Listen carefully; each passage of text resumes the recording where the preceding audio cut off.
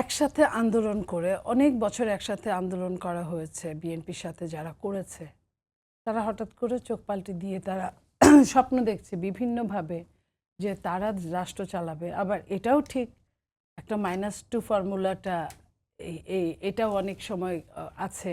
এটা বিএনপি সহ অনেক নেতাই অনেকখানি এই কথাটা বলে।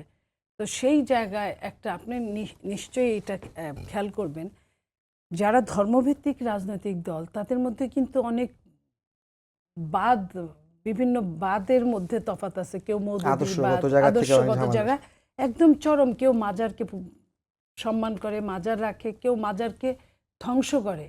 এই যে ধ্বংস বিধ্বংসী দলগুলো হঠাৎ করে এক হয়ে গেল, এই এক হওয়ার মধ্যে অবশ্যই আমি ষড়যন্ত্র দেখি।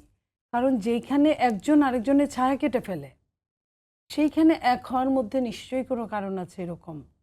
সেটা রাষ্ট্রের মঙ্গলের জন্য হলে আমার কোনো দুঃখ ছিল না। রাষ্ট্রের এখানে মঙ্গল, একটা রাষ্ট্র এতদিন যাবৎ ভুগছে চরম অসুখে।